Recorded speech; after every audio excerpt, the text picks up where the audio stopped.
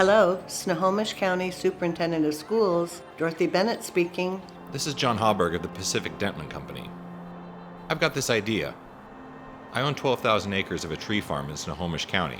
I was thinking that educators could use some parts of my land to rehabilitate developmentally disabled kids. I'd be willing to lease you a site with buildings for $1 per year. Part of his holdings in this county included Victoria Ranch, which sat on a 10-acre tract and consisted of a residence, barn, and other outbuildings, most of them in need of repair. On one condition, I will insist on paying for any capital improvements to the property. What do you think? Mrs. Bennett hung up the phone because she thought it was a hoax. What she didn't realize was that John was a local Seattle businessman with an agenda to help young adults with intellectual and developmental disabilities become more independent. And he had his wallet wide open to prove it. Hello, Snohomish County Superintendent of Schools, Dorothy Bennett speaking. Mrs. Bennett, I'm offering you the land and the buildings. What are you waiting for? The money, sir. Why didn't you say so? I'll underwrite any cost to get this program going, too. John Hauberg's offer was accepted.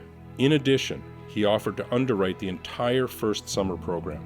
His commitment, along with support from other local educators, sparked a series of events leading to establishing Victoria Ranch, an innovative, on-the-farm rehabilitation center near Stanwood.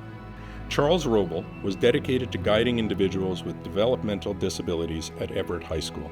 These students were transitioning into adulthood, and he was establishing a transformative program to help them face the world independently and prepare them for future employment. Charles and his wife accepted an invitation from John to visit Victoria Ranch.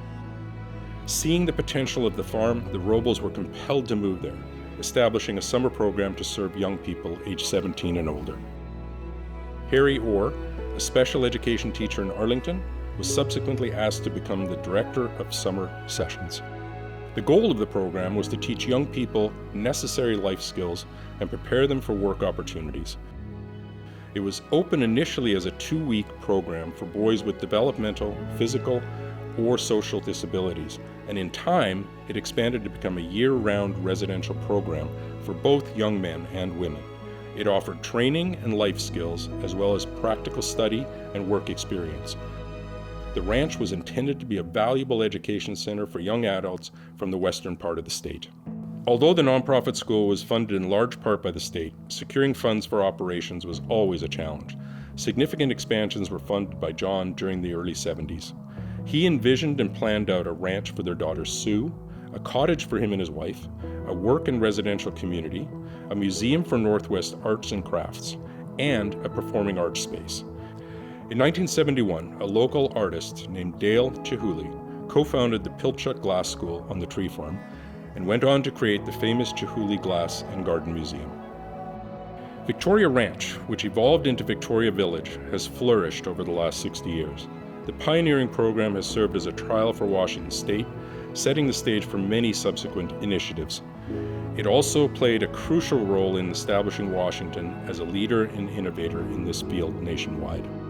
Since then, the organization has tirelessly advocated for individuals with disabilities, breaking down stigmas and overcoming barriers to provide compassionate care, affordable housing, employment services, and music and arts programs.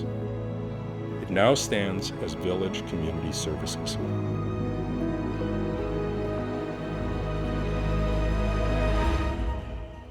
You. Yeah! VCS has come a long way since its inception. It has expanded its operations to cater to the needs of its IDD clients and their families seeking empowering choices for their adult children. The fears and hopes of parents and family members and the desire to protect their loved ones from the unknown is synonymous in families across generations and counties. This highlights a universal journey of love, sacrifice, the pursuit of happiness, and above all, independence. As this journey begins for many families, an endless swirl of unanswered questions and concerns begin to form. Am I comfortable handing my responsibilities as a guardian over to someone else? Are there others out there who can help us with this enormous decision? Are we making a good decision? Are we ready to let go? Will my son, daughter, or sibling be safe and happy in their new home?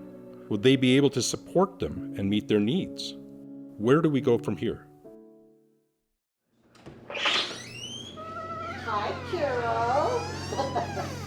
How are you today? All of our residents yearn for a level of independence and belonging in our society, which is exemplified by our long-term resident, Carol, whose aspirations resonate with the deepest desires of the human spirit. Despite her disabilities and unique challenges, she has never lost her spirit.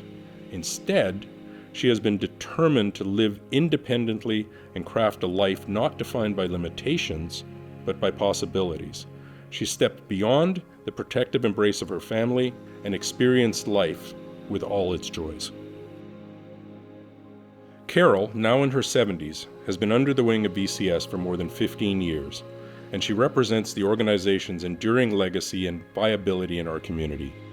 Her story is a testament to VCS's history and its commitment to its residents for the next 60 years. As we commemorate our 60th anniversary and celebrate our past, we look to the future with a responsibility and a commitment to ensure that Carol, Jim, Natasha, Paden, Dayton, John, Tim, and the countless others can live their lives to the fullest, embraced by a community that recognizes potential without limitations.